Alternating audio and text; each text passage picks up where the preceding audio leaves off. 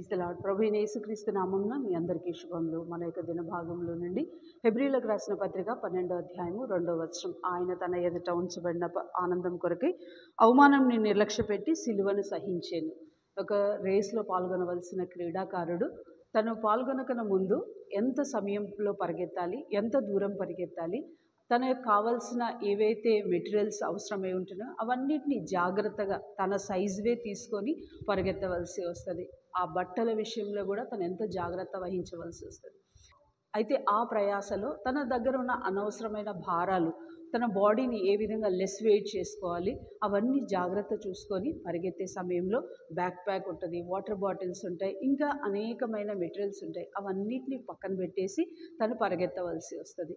ఒక ఆసక్తికరమైన రేస్లో పాల్గొనేటప్పుడు తన దృష్టి యావత్తు తను రేస్లో గెలవాలని, ఆ విజయం సాధించాలని మాత్రమే ఉన్నట్లుగా భూమిపైన మన యొక్క క్రైస్తవ జీవితం కూడా ఒక పరుగు పందెంలో పోల్చుకుంటే మనం అనవసరమైన భారాలు ఏవైతే మనల్ని ఇబ్బంది పెడుతున్నాయో, ఏవైతే మనల్ని పరధ్యానంలోకి తీసుకెళ్తున్నాయో, మన బాడీ మన మైండ్ సెట్ చేసేటప్పుడు ఏవైతే వ్యాయామము ఎంత డిసిప్లిన్ అయితే అవసరమై ఉంటుందో, ఆ క్రీడాకారుడు ఎంత జాగ్రత్త వహిస్తాడో మనం కూడా అంతే జాగ్రత్త వహించాలని దేవుని యొక్క కోరిక. మన యొక్క జీవితంలో మన దృష్టి యావత్తు కేవలం ఆ యేసు పైన నిలిచి ఉండాలి. అనవసరమైన పరధ్యానాలు వస్తూ ఉంటాయి, సైడ్ ట్రాక్స్ కలిగిన పరిస్థితులు వస్తూ ఉంటాయి. ఇవన్నిటిని మనం పక్కన పెట్టి త్యజించి ముందుకు వెళ్ళాలని దేవుని యొక్క ప్రగాఢమైన కోరిక. మన ప్రభువు కూడా ఇలాంటి రేస్లో ఆయన మనకంటే ముందుగా పరిగెత్తినాడు. ఆ ఘోరమైన అవమానాన్ని పక్కన పెట్టి ఆ సిలువను సహించినాడు. ఆయనే మనకు మాదిరి, ఆయనే మనకు ఒక గొప్ప ఉదాహరణ.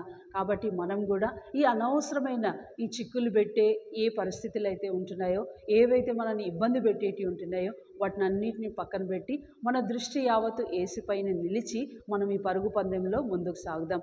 రండి, రోజంతట్లో ప్రభు మనకు ఆ సహాయం కలిగించును గాక.